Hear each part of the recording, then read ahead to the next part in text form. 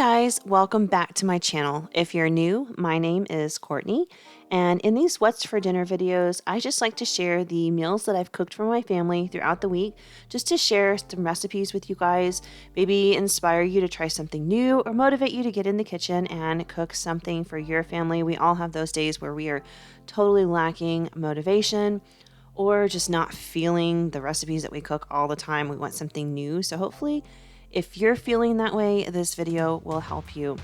If you like this kind of stuff, go ahead and click that like button and that subscribe button so you can keep up with my videos. I do like to put these out every single Monday. So I've got a whole bunch of them and I will start putting my stuff on a playlist soon just to make it easier for you guys.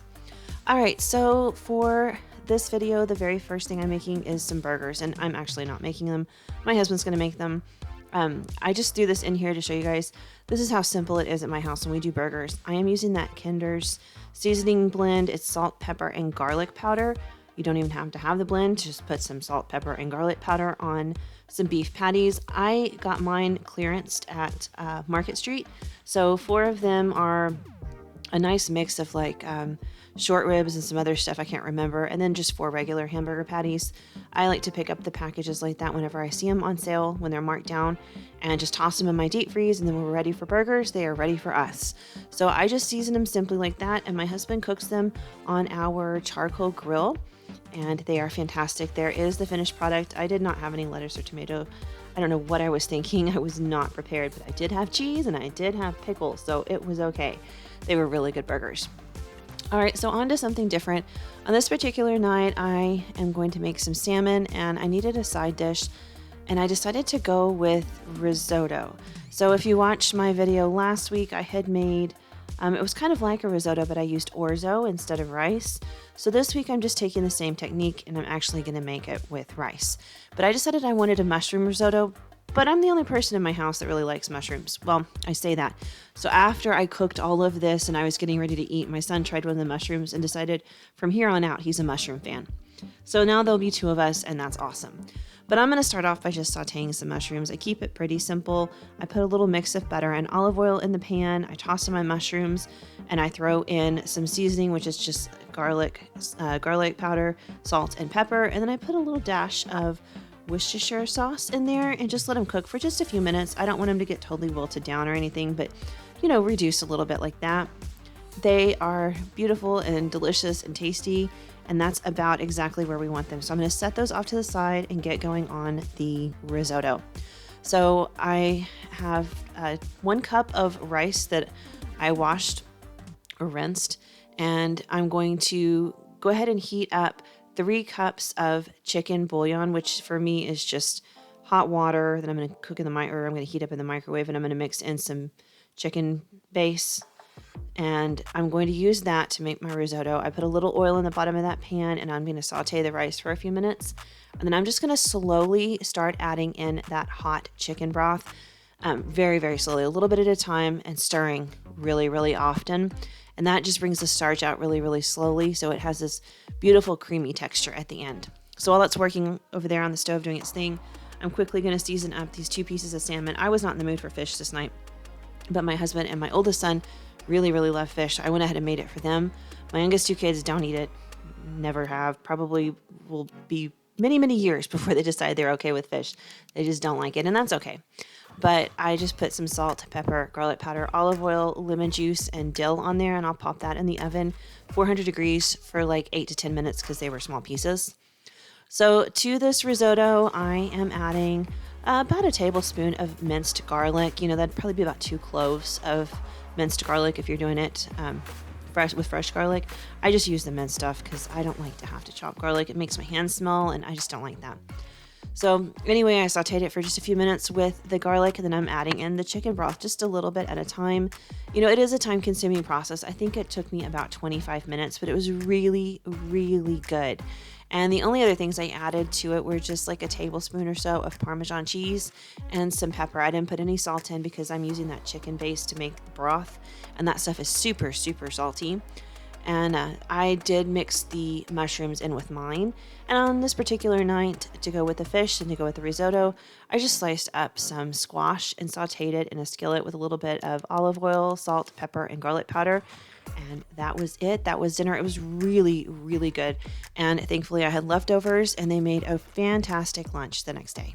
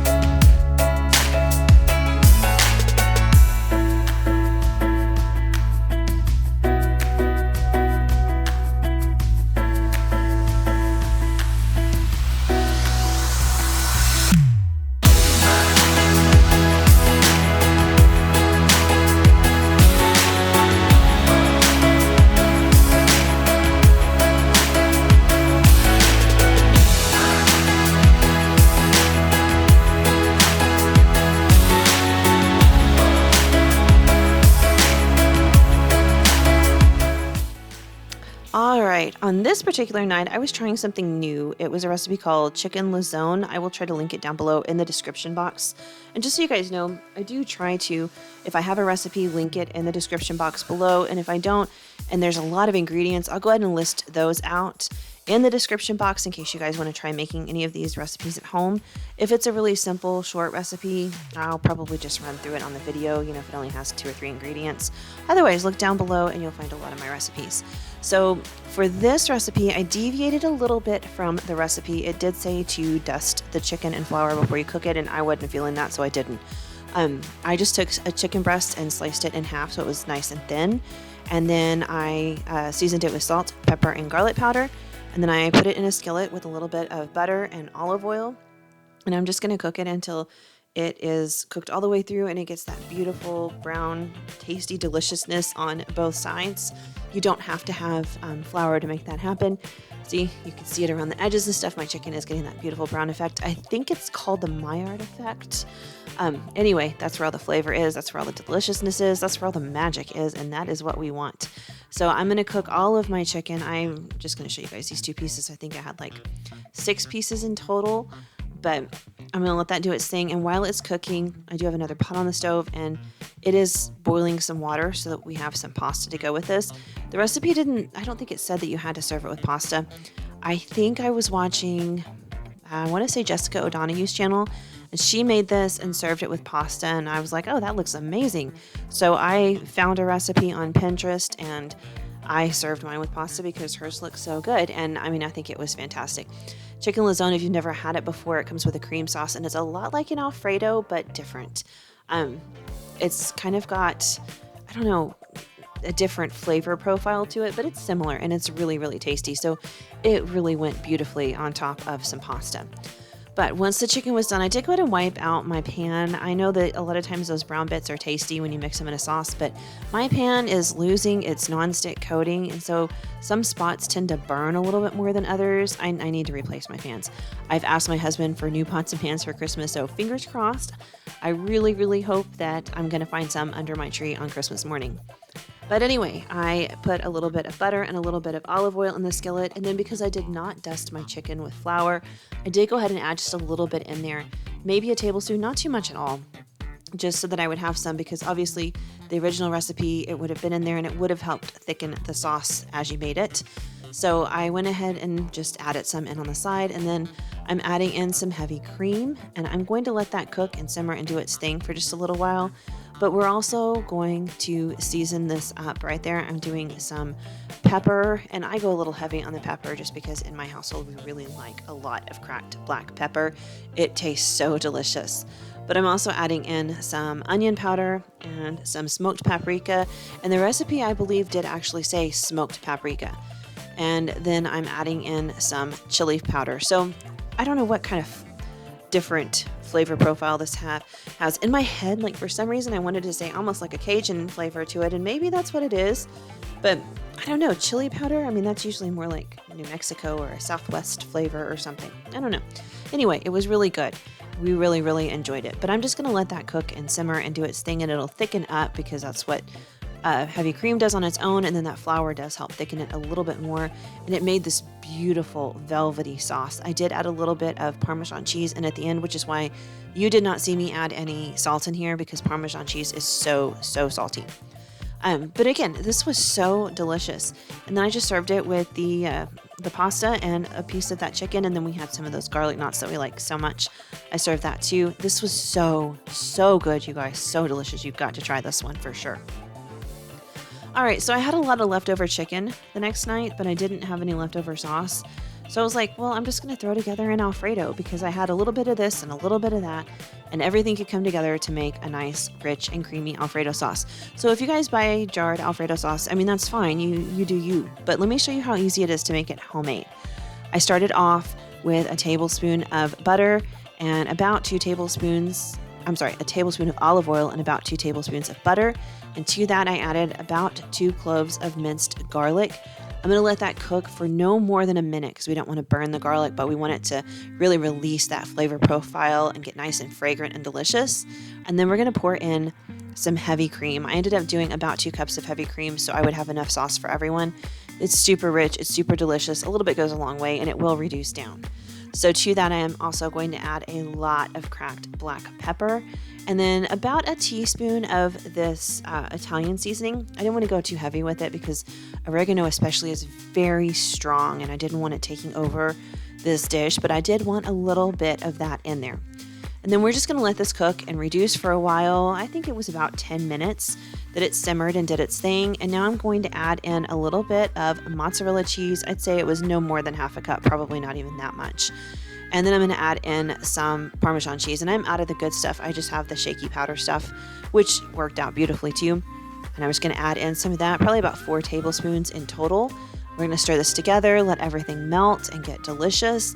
And this is such a quick and easy and simple Alfredo sauce, but this tastes so much better than anything else you're going to get in the grocery store in the jar, because this is nice and fresh. It is amazing. And really, in the amount of time it took me to make the pasta, this was done well before the pasta was finished cooking. That's how fast it is and how easy it is. To go with this, I did have that chicken, which I just really wasn't feeling.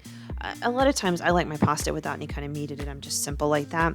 But my husband and my oldest did definitely have the chicken, and I decided I wanted a fresh vegetable element. So I'm going to dice up these tomatoes, and I'm going to toss them on top of my pasta with a little bit of some basil, and that's just going to give it a nice fresh flavor. It's really delicious. If you have not tried fresh diced tomatoes and basil on top of your pasta, I cannot recommend it enough. It is fantastic.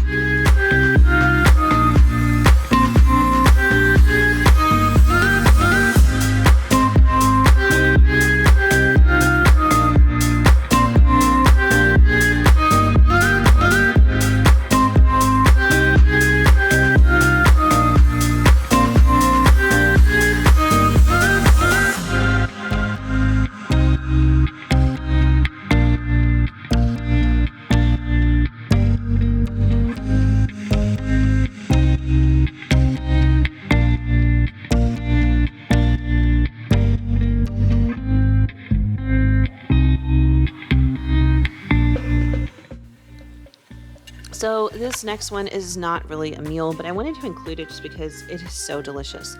Sometimes this is called friendship tea, sometimes it's called Russian tea.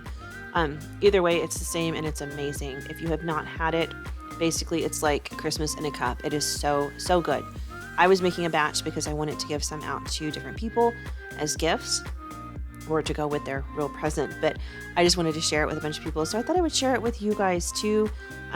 This is such a hit. My oldest son, I think he's had a cup a day, if not more than 1 cup a day since I made it. He is in love with it.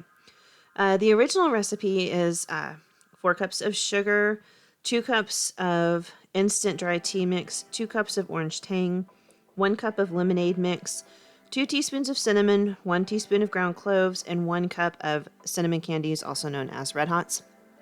So I had to deviate from the recipe simply for the fact that I could not get a hold of all the ingredients as required. First off, I couldn't find tang anywhere. I mean, absolutely nowhere. So I went with orange Gatorade powder, and I also could not find any powdered lemonade mix. Nowhere. And you guys, I went to 6 different stores, right? There's a town next to me, and then the town I live in, and I checked their H-E-B, their Walmart, and their Market Street. And then where I live, I checked my H-E-B, my Walmart, and my Market Street for lemonade mix and for tang. And it just was not meant to be. I couldn't find them, but it worked out anyway. In its place, I used orange Gatorade powder, which was amazing. It tasted fantastic. And I used a lemon tea instead of lemonade mix. So I put almost 3 cups of dry tea mix instead of 2, since I had to compensate for the lemonade. I put the same 2 cups of powdered Gatorade as I would the orange tang, and then everything else remained the same. I think I got a little heavy-handed with the spices because that's just how I am as a person. But and with the Red Hots, I had just barely over a cup, so I dumped the last little bit in because I'm like, we're not going to eat these, you know? Threw them all in, and anyway, you mix everything together. And as you can see, I did make a little bit of a mess, but that's okay. It happens. Mix it all up, and then I divided mine into a couple of different containers. That way I could give them out. I had gotten these cute little mason jars from Walmart, and they made the perfect little container right there to put this in. You can see through it. You can see the Red Hots, and you can see exactly what it is. And the smell, oh my gosh, you guys, this stuff smells so, so good. It's also super easy to make. You just boil some water and put 2 spoons of this in a mug with the boiling water, and then stir it up to dissolve those Red Hots in the powder and stuff, and drink it. It is so fantastic. Let me know what you guys think if you try this one. I cannot rave about it enough. It is so good.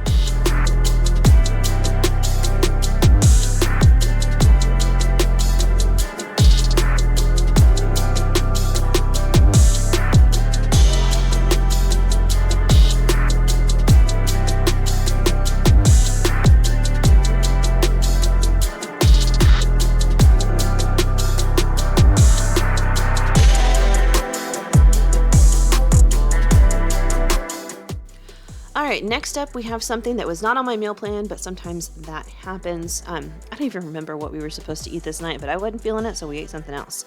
I am making some beef and broccoli. I was at the store this particular day, and I picked up some broccoli because it was on clearance at Walmart. I had to run in there for like 3 things. So I picked up this broccoli, and I was like, oh, we're going to have beef and broccoli.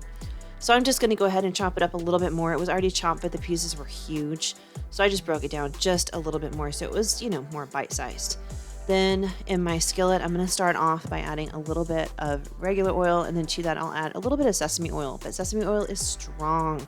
Keep that in mind. You don't want to go overboard with it because it has such a strong, strong flavor. Then I'm just going to saute my broccoli for a little bit. Once it started cooking just a bit, I'm going to go ahead and add in this beef broth base. And I'm going to also add in about half a cup of water. And that's what's really going to cook the broccoli through. We're going to kind of basically let it steam at this point. Just add in a little bit of seasoning there, and then pop the lid on and let it just go to the side. So in this next skillet, I've got more oil and more sesame oil combined.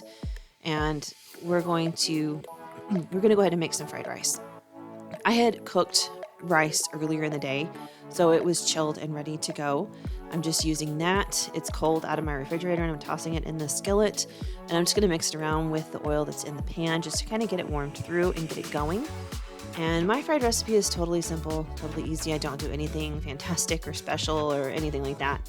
I'm going to mix all of this rice up. Into it, I'm going to add some hoisin sauce. I'm going to add some frozen peas and carrots. I'm going to add some garlic, and I'll add some onion powder, and I'm going to add some soy sauce. And then I will crack a couple of eggs in here. I think I actually scrambled 4 eggs. I scoop my rice to the side and cook the eggs and then mix it all together. Then I add my soy sauce. But that's it. There's really not much to it. It's an easy recipe. It took me, I don't know, 7 or 8 minutes in total. It's not hard, but it's always a winner. My family always really enjoys it.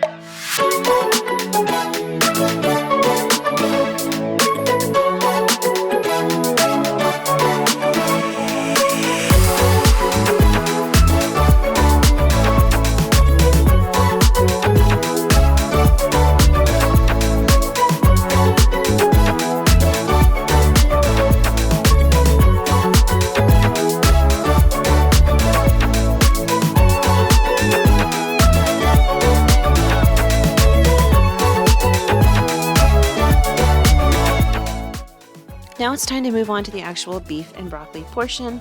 I pull my broccoli back over, and then I have some steaks that I sliced super thin. They're the cheapy steaks, you know, the kind that come in the box at Walmart. They were on clearance, and I bought them because you can use them for different things like ramen or sandwiches or even tacos.